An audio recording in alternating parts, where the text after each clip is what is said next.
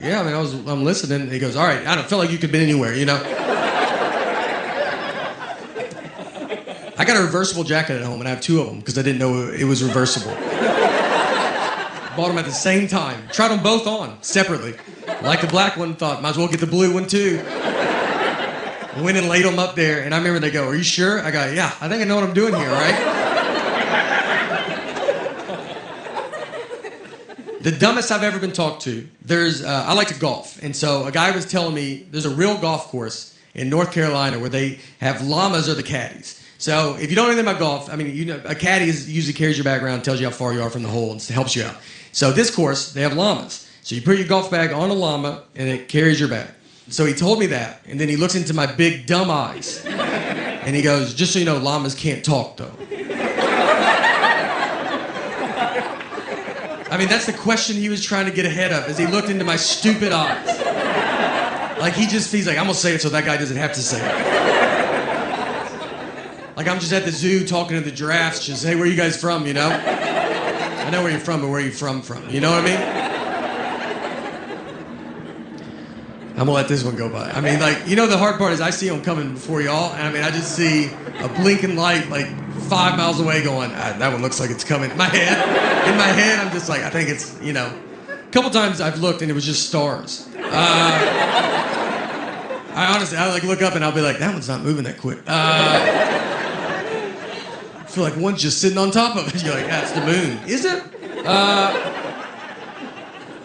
So I'm 41 years old. And when I turned 40 was the first age I did not want to turn. I remember my parents turning 40. It just feels old.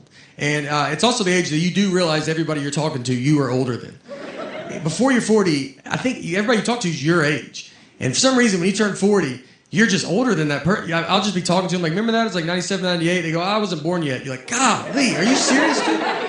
In my eyes, we look the same. Where's your dad at? Let me talk to him, because I swear I thought you were my age. One thing I got when I hit my 40s was claustrophobia. Never had it. I actually got it here on the Simpsons ride, which is what's crazy.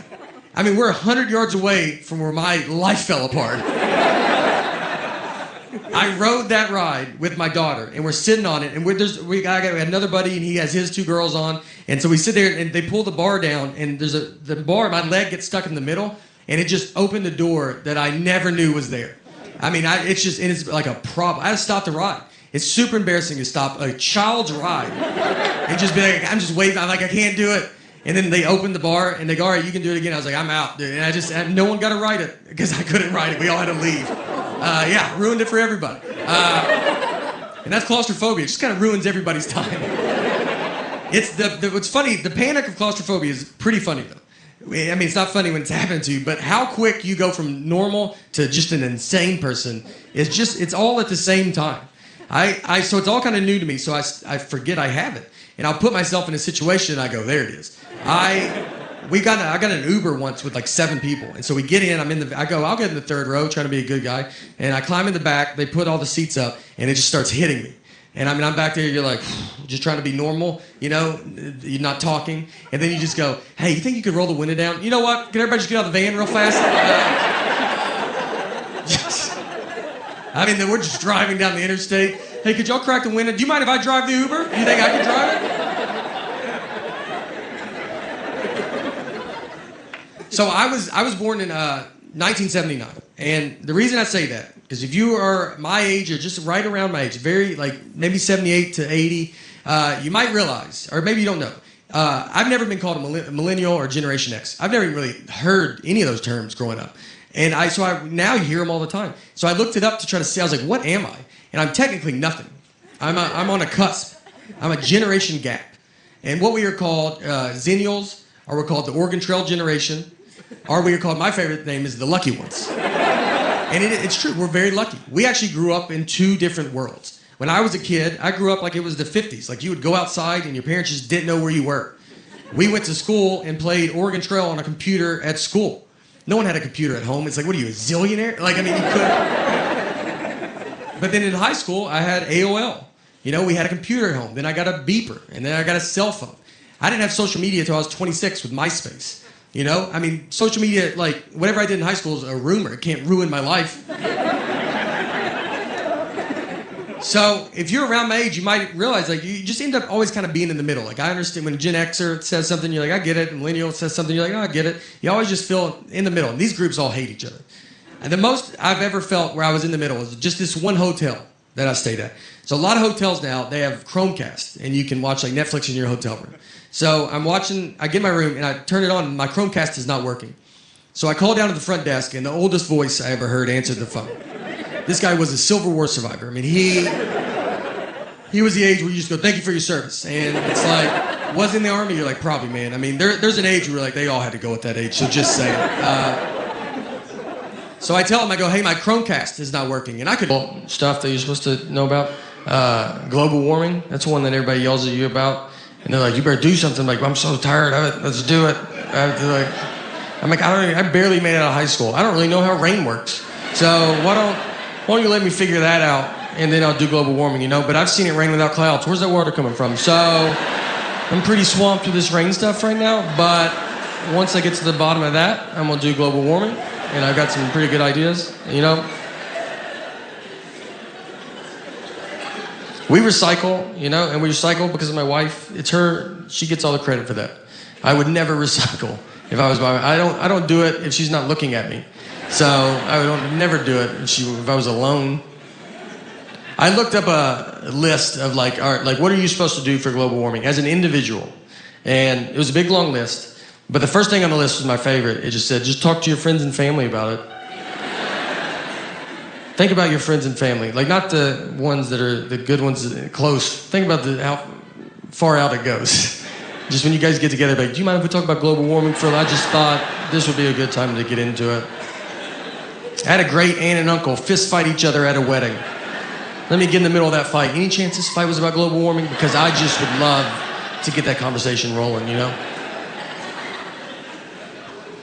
I get it. It's for our kids and their kids, and we want to make sure they have a good earth and their environment and stuff. We don't want to have a bad earth. And we don't want them to be mad at us and yell at us. But I don't think they will, because I don't think we get mad. I don't ever see litter on the ground and call my grandmother and be like, where do you get off? You know?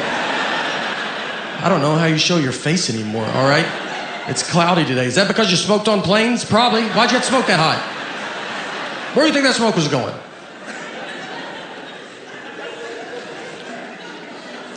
We did stuff as a kid. I did Earth Day as a kid. I think they still do Earth Day. And we did it. I'm from Old Hickory, and we were a plant, like DuPont plant we were a plant town. So they had a plant, and we went and planted trees in front of the DuPont plant.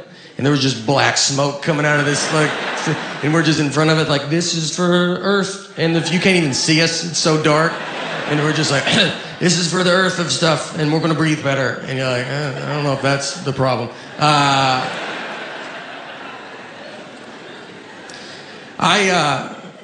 Here's what I'm doing for, you know, my daughter's future environment. Is what I decided to do, they say we won't have water. So I put a bunch of buckets outside to collect water.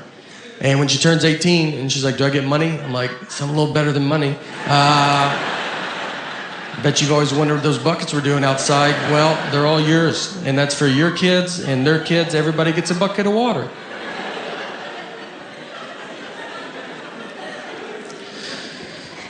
No, look, guys, all seriousness, though, global warming, we gotta stop it.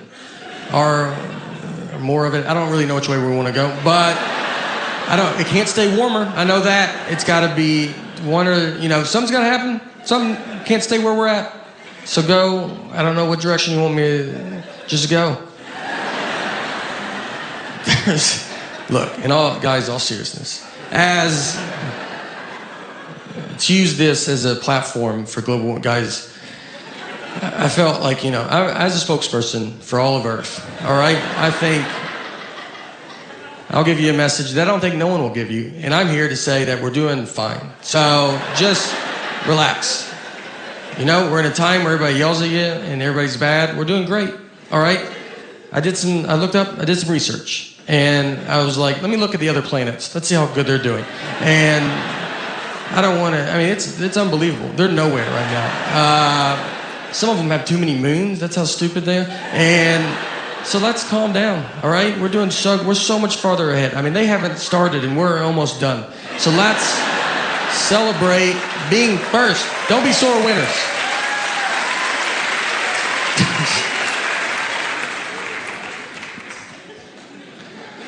Look, in all seriousness, no, look, the it's getting very advanced, all right? I've been to a dog bakery. I've been to a dog bakery in my life. And this wasn't in, Beverly Hills or like Miami or something. You feel like they would have something like that. And this was in Mount Juliet, Tennessee. And if you don't know where Mount Juliet is, it's fine. But I bet you can tell that doesn't sound like a town you would drive through going, I bet they have a pretty good dog bakery here. I went in there, and no one was in there. The lady was looking at me like, are you here to buy this store from me? That was her only hope.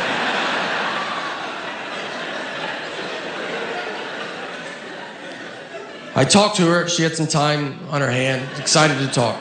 And she said her and her husband bought the store for their 27-year-old daughter who graduated from college with a degree and came out of college and said, I want to own a dog bakery. I want to make cakes for dogs. Which if I asked my 6-year-old what she wants to do when she grows up, I think she'll tell me she wants to make cakes for dogs. And I'm going to tell her that she can do whatever she wants to do, hoping she doesn't turn 27 and go, let's talk about those cakes for those dogs. And maybe they're usually busy. Maybe I was on there on a slow dog birthday day. I don't know, all right? She told me everything was organic, and I was like, that's good. That's what I like to hear. All right, this is for that dog that's outside licking gum off the sidewalk right now. And if anybody deserves organic food in our house, it's not this little girl. I'm not gonna waste it on her. It's for that dog that's wandered out in the highway because it doesn't know what cars are.